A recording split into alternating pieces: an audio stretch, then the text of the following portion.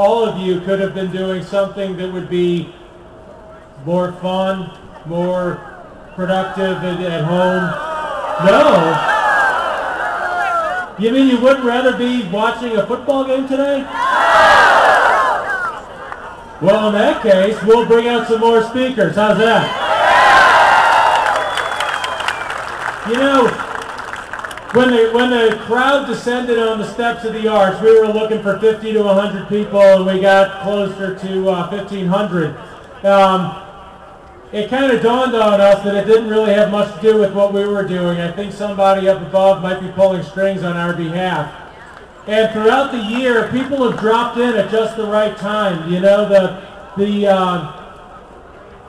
Young Americans for Liberty with their gulag have brought new young vibrancy into the movement. And over the last few months, we've met this guy named Jay Stewart. And Jay brings a life and a vitality that we always need, that recharge. You can always use a little bit more of that. He has a great story to tell. He's from St. Louis, went to University High School, and as he's become involved in this movement and become an activist, he truly inspires us who try to plan these events and wonder where we're going and wonder if we need another one.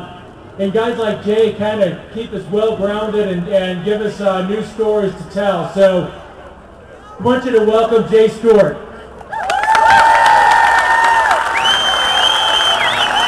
How y'all doing today? Well, let's just go ahead and get started. I can't think of a better answer to Chicago-style politics than the St. Louis School of Common Sense Conservatism.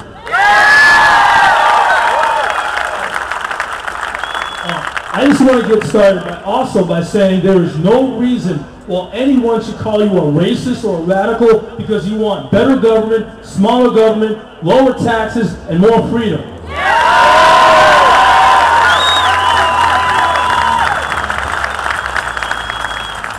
I'm here because I oppose this progressive authoritarian nonsense.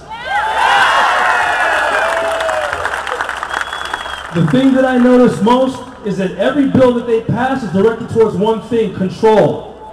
Because they believe that they can live your life better than you can. And all this stuff about race and all this stuff about, oh, well, they can't deal with a black president, that's a bunch of garbage.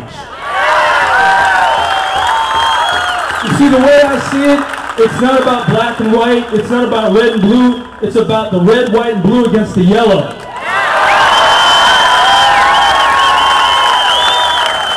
See, you have no reason to fear them. Because if they weren't cowards, they wouldn't hide behind their big stations. They wouldn't hide behind Keith Olbermann and Chris Matthews saying, look at all the white people.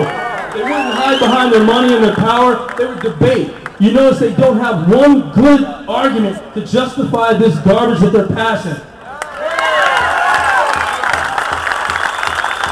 You know, when I was growing up, I had teachers tell me, you know, socialism is better. And this is in the 80s now, to remind you. This is in the age of Reagan. And when I said, you know what, I kind of see things Reagan's way. This is where the vile politic comes in. This is what they're doing. I call it the vile politic. They say, you're the wrong color to like Ronald Reagan. Isn't this what we fought against in 1964? And as far as Jesse Jackson saying, well, you can't support that, you can't vote for that because you're black, what's the point of having a vote if you don't have the choice of who you can vote for?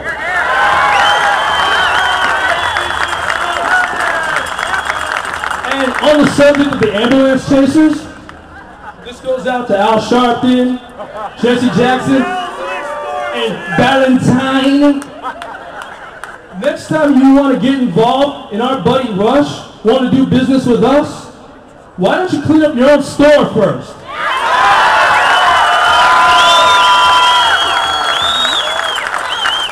You see, they passed this hate crime legislation, and they were distinguishing between hate crimes and senseless acts of violence. Well, what the heck is a hate crime?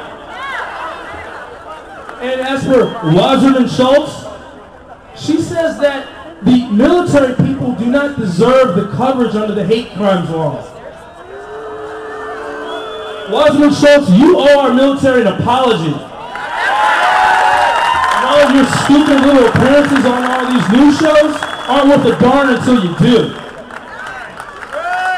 You see, they're trying to keep us apart. They're saying women shouldn't be conservative, blacks shouldn't be conservative. Well, this isn't even just about conservative. It's about a citizenship movement. We're trying to take this country back.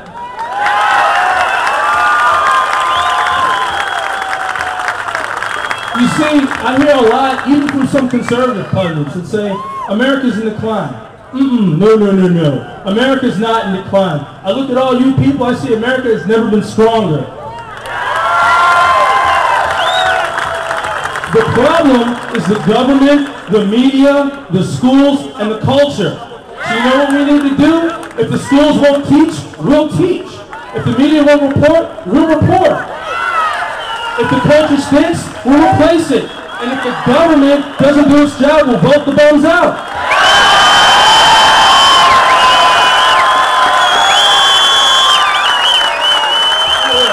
Now, most of my friends up until very recently have been liberal, and they say, what about the hope and change? You know what? As far as hope and change you can believe in, I hope you be leaving in 2012.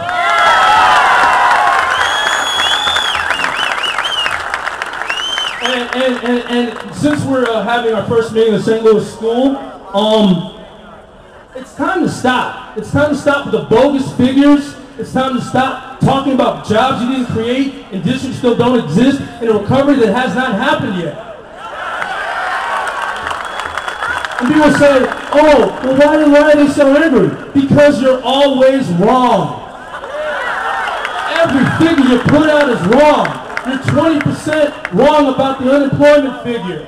You're 25% off on the price of this health insurance industry. In fact, you're 66% off. They said it's $900 billion. It's going to be $1.5 trillion.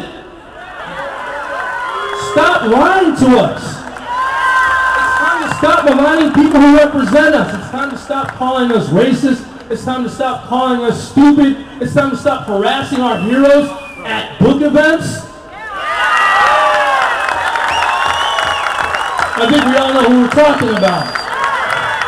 And as for Miss O'Donnell, if you didn't take me to media, you might want to know how old you need to be able to vote. You see,